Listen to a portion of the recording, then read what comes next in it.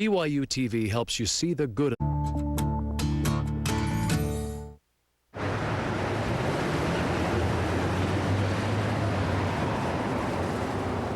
I am a risk taker.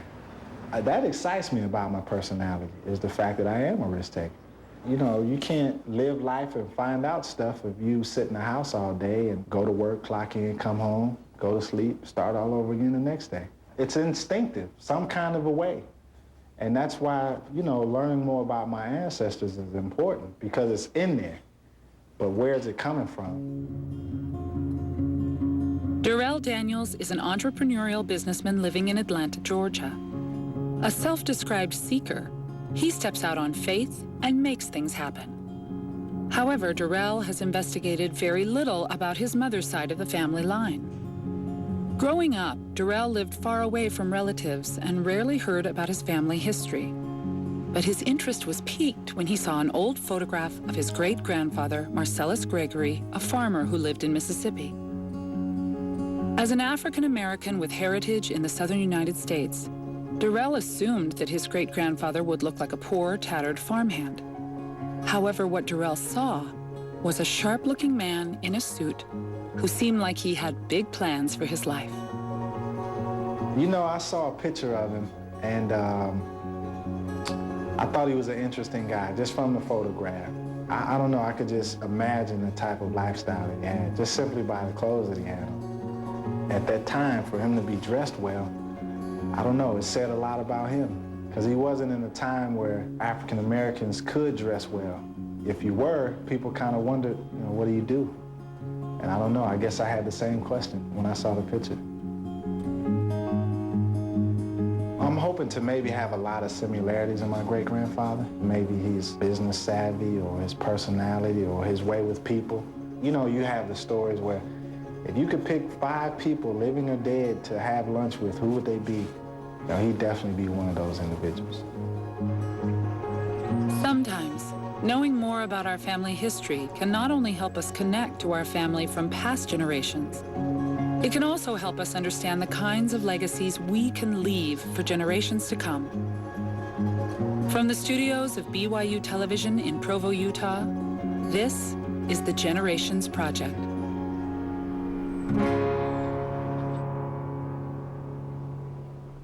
Hi, everybody. I'm Lisa Sims, and each week on our program, we bring you the story of someone who, for one reason or another, wants to connect with their ancestors or an entire generation of their family tree, and we help them do just that. We're an ongoing project helping people connect across generations, and today that person is Durrell Daniels. Hi, Durrell. Hello. This is a fascinating story because you have a real compulsion to leave a legacy. What is a legacy to you? It's become, or what it is to me, what a legacy is to me is when you have, if I said the name Kennedy or Rockefeller, Whoa, or, you know, any of those names, their family has a profound effect not only on what we know about them, but what their family knows about them. And I desire to leave that type of an impression on my family and on this planet, you know, I feel, while I'm here. So that's what a legacy is for me. that's powerful stuff. It is powerful. Were you always that way? Did someone teach you that?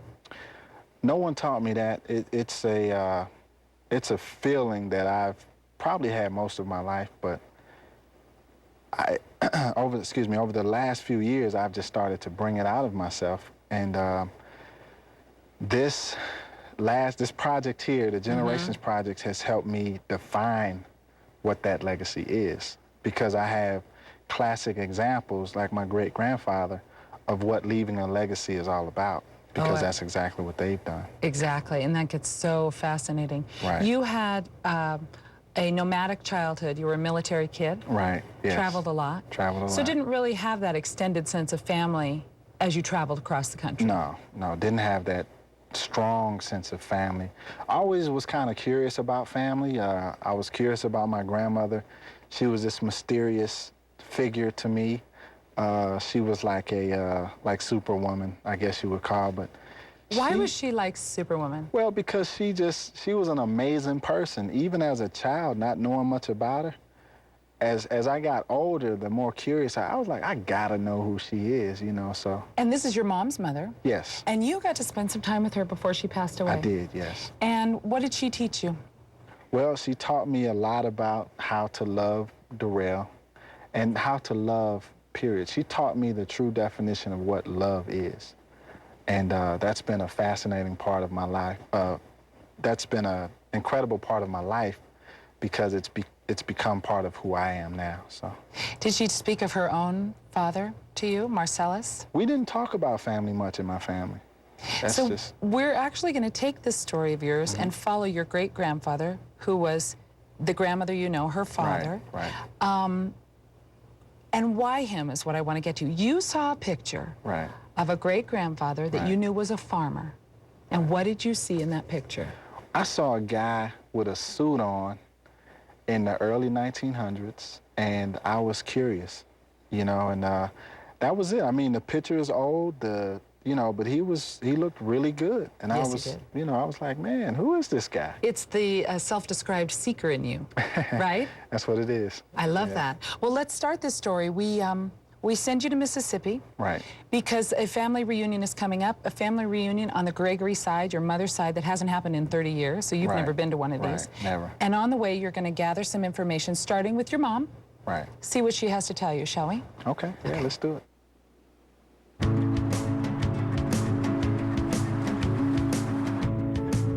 Though she was only a child when Durrell's great-grandfather Marcellus died, Durrell is first meeting with his mother, Velma, in hopes that she'll have some initial clues about who Marcellus was and what his life was like.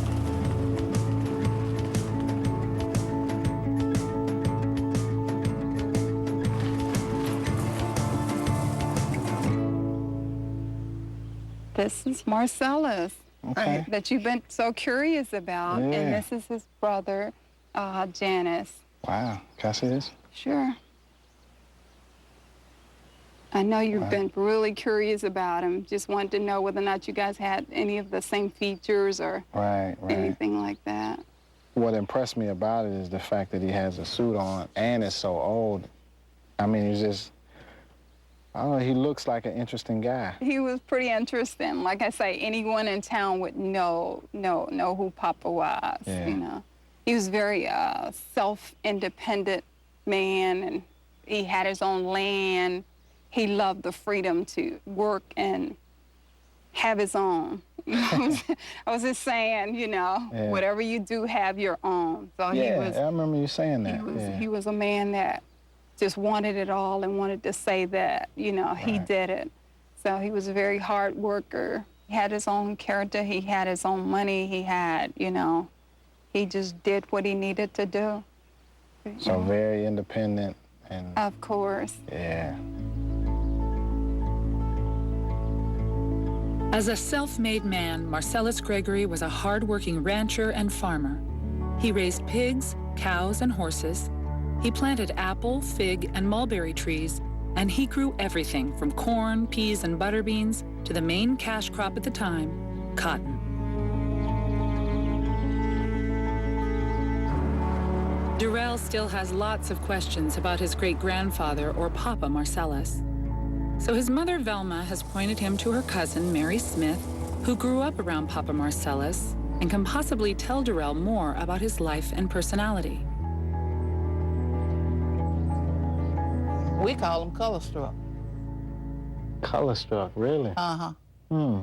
He'd my mom's children, the dark ones, he didn't have too much to do with the dark ones, Really? but he take up time with the light colored ones. Okay.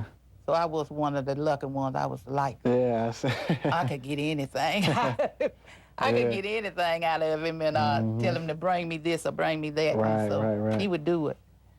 Well, I don't know if anybody told you, but on Marcel, he was a bootlegger. Oh, really? Oh, yeah.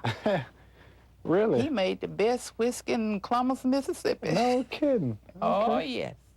And he sure knew how to sell it Oh, did because cars would be lined up he? close to Christmas from the highway to his house. Really? Okay. And that's where he made part of his money. Mary Smith also remembers fondly playing in the many acres of farmland that Marcellus owned and worked by himself. In fact, he was able to purchase several acres of land in Columbus, Mississippi, but Durrell doesn't know how much land or how much Marcellus paid for it.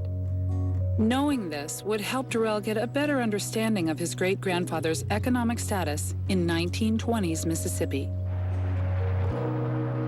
To find out exactly how much land Marcellus was able to purchase and how much he paid, Durrell is meeting with Lisa Neese at the Columbus County Courthouse. Durrell, let's go back here, and I believe it was in book 190. Here we 190? go. Okay. They're a little heavy. It was in page 404. 404. Okay, here we go. Smith, trustee, to Marcellus Gregory. Okay. A trustee's deed. Right. And as you read, I did offer for sale at the public auction to the highest bidder for Right. cash, the property, herein described, whereupon Marcellus Gregory bid, therefore, the sum of $1,075. Wow. Cash, each for being the highest and best and last bid for cash. No kidding. That is unreal. It was an auction. It was an auction. Trustees, Smith was a trustee, and it looks Okay. like someone had lost his property in Gotcha. George T. Fairley Gotcha, and wife. gotcha. Okay. And he came along and was interested in it, and your grandfather purchased it. Paid cash for Isn't it. that unreal? Wow, that is unreal. Now Durrell knows that Marcellus purchased 80 acres of land at an auction for a relatively large amount of cash. This was significant considering it was done less than a generation away from a time when African Americans would have worked the same land as slaves. But Durrell has also heard that Marcellus inherited land from his father, Selden Gregory. So Durrell has decided to search for records under his great-great-grandfather Selden's name on the chance that he'll find some clues about his great-great-grandfather.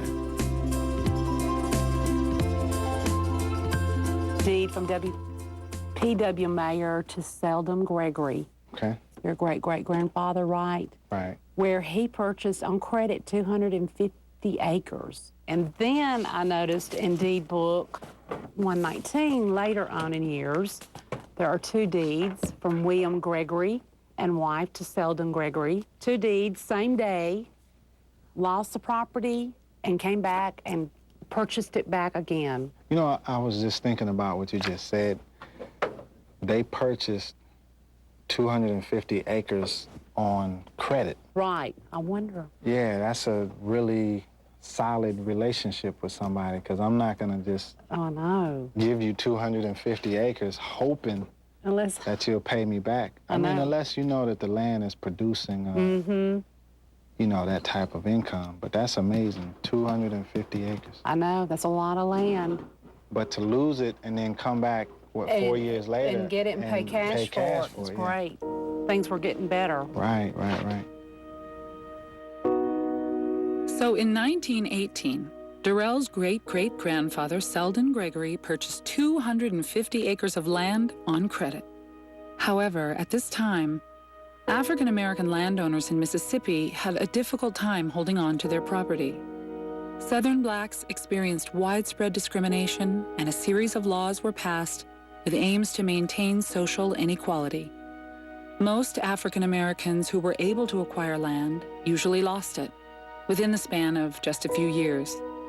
It was during this time of instability that Selden lost his land, vowed to get it back, and then within 4 years earned enough to purchase the land again, this time with cash. I didn't know anything about my great-grandfather, and then I find out about his father. To lose the land, 250 acres, and then to basically get out, roll your sleeves up and say, you know what, I'm gonna get this land back.